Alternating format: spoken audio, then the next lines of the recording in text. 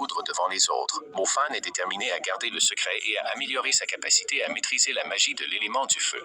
Le lendemain, à l'école, une enseignante nommée Tang maîtrise le pouvoir magique de l'élément feu. Elle montre aux élèves la technique de base de la magie du feu, appelée Ignition, que Mofan aimerait apprendre.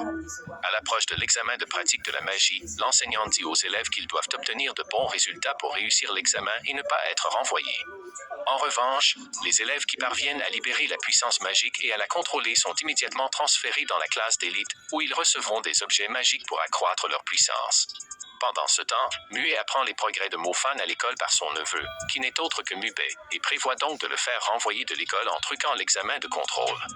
Le jour de l'examen arrive. Muneng Xu, la meilleure élève de l'école, est présente avec son père, Monsieur Mu.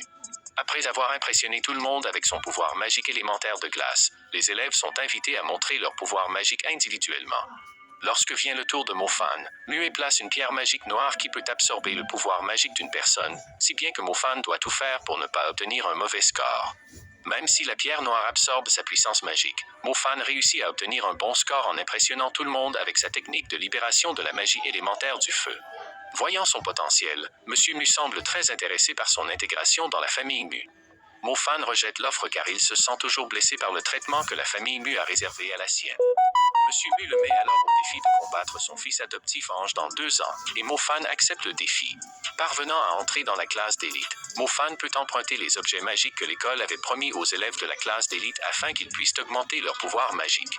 Ce soir-là, alors que Mofan s'apprête à s'entraîner à utiliser l'objet magique, le pendule de son collier réagit soudainement et dévore l'objet magique. Mofan panique car les objets magiques sont très chers et il n'a pas un sou. Tang remarque ce qui s'est passé et explique à Mofan que le collier était un objet magique très cher. Tang promet de l'aider à résoudre le problème et lui demande de se concentrer sur son entraînement pour le moment. Le lendemain, Mofan et ses camarades de classe se rendent à la base militaire de première ligne, dont le rôle est de protéger les habitants des attaques de monstres errants en dehors de la zone de sécurité, où lui et ses camarades de classe participent à un entraînement à la chasse aux monstres. Deviendront-ils des dresseurs de Pokémon? À leur arrivée, ils sont accueillis par l'inspecteur en chef Ankong, qui promet d'offrir une armure magique à l'un des meilleurs élèves qui parviendra à vaincre les monstres qui rôdent dans la forêt autour de la base militaire. Les élèves doivent traverser la forêt et trouver les monstres. Zankong avertit les élèves de ne pas s'approcher de la grotte, car c'est la cachette d'un monstre loup très féroce.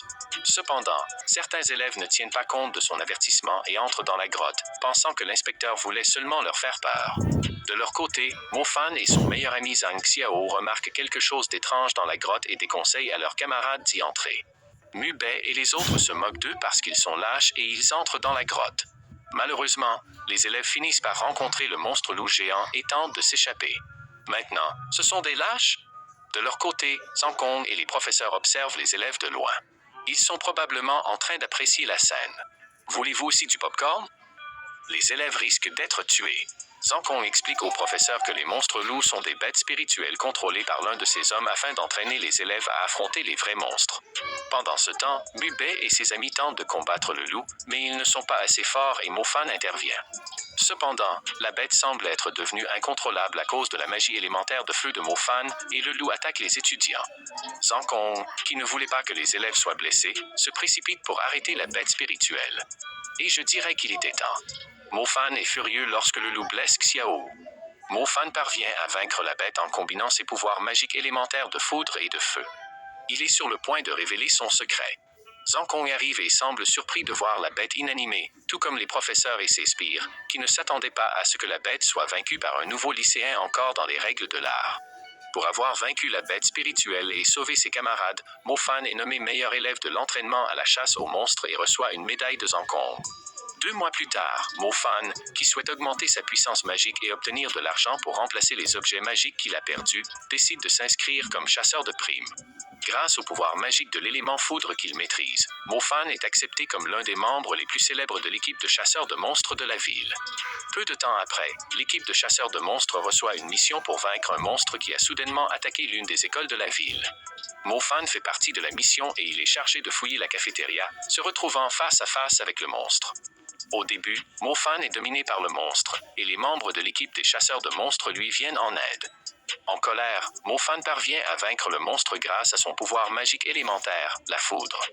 Le capitaine de l'équipe lui donne une prime considérable pour sa bonne performance le premier jour, et il parvient enfin à rejoindre officiellement l'équipe des chasseurs de monstres. Le lendemain, M. Mu va voir son fils adoptif Ange pour lui parler du duel qu'il va livrer contre Mofan. M. Mu l'informe que le duel a pour but de lui permettre d'accroître sa force à un endroit appelé la source sacrée, connu pour avoir une énorme source d'énergie spirituelle. Pendant ce temps, une étudiante nommée Oumine se présente à Mofan et souhaite l'inviter à sortir ce soir, ce qu'il accepte.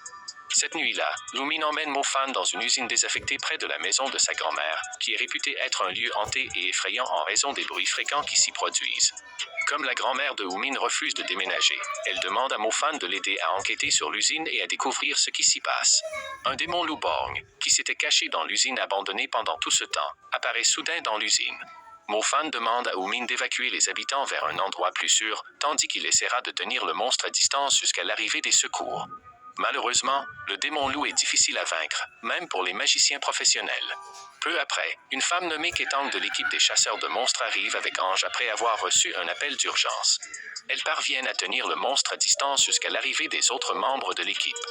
Cependant, le capitaine de l'équipe est blessé et les autres le sauvent pendant que Mofan affronte le monstre avec le pouvoir magique élémentaire de la foudre. Soudain, un homme nommé Yang arrive et vainc le démon loup grâce à ses pouvoirs magiques élémentaires de vent et d'eau. Voyant qu'il est l'homme le plus respecté par l'équipe des chasseurs de monstres, Mofan pense que M. Yang doit être un grand magicien. Mofan regarde son pendentif brillant et se demande si cet objet magique aurait pu devenir une arme puissante, car le pendentif a mangé l'esprit de tous les démons ou monstres que Mofan a vaincus. Quelques jours plus tard, Mofan se rend chez Xanxia pour lui donner la moitié de son premier salaire afin qu'elle puisse utiliser l'argent pour ses besoins personnels. Xanxia raconte alors à son frère qu'elle a acquis la capacité de guérir après avoir appris la magie blanche, malgré sa condition physique. Un jour, Mofan est convoqué par le directeur pour discuter du duel qui l'oppose à Ange. Le directeur sait que M. Mu veut entraîner Ange à la fontaine sacrée, aussi prévient-il Mofan de se préparer au duel. Ce soir-là, Luneng Xu lui demande de se retirer du duel car Ange ferait tout pour gagner le duel. Cependant, Mofan déclare qu'il se battra en duel pour la fierté et la dignité de sa famille, qui a été humiliée par la famille Mu quelques années plus tôt. Le jour du combat arrive et Mofan entre hardiment dans l'arène. Ange n'hésite pas à attaquer Mofan avec sa magie élémentaire de glace. Ange porte également une armure spéciale qui résiste à la magie de feu de Mofan, de sorte que les flammes n'ont aucun effet sur lui. Déterminé à retrouver la dignité de sa famille, Mofan libère la magie élémentaire de la foudre à pleine puissance. Personne dans l'arène ne se doutait que Mofan possédait la magie élémentaire la plus puissante et la plus rare. Mofan a finalement vaincu Ange, alors que tout le monde le croyait faible, et il a maintenant la chance de s'entraîner dans la fontaine sacrée pendant une semaine entière. Plus important encore, Mofan demande à M. Mu de s'excuser pour l'humiliation qu'il a infligée à son père il y a quelques années. Incapable de faire autrement, M. Mu présente ses excuses au père de Mofan, Mo Xing. Ailleurs, Ange s'avère être un membre de l'organisation criminelle Black Order, et il est puni pour avoir échoué à entrer dans la fontaine sacrée, le but de sa mission. Le lendemain, Mofan est emmené à la source sacrée à augmenter sa force. Pendant ce temps, une étrange pluie s'abat sur la ville. Prévoyant une attaque de monstres profitant de la pluie, Tankong ordonne à ses hommes de renforcer la sécurité dans la zone montagneuse. Mais dans la soirée, une équipe qui traversait la forêt est attaquée par une meute de démons loups. Si vous voulez la suite de l'anime, commentez et partagez cette vidéo. C'est la fin de la vidéo. Abonnez-vous, partagez. Bisous, bye bye.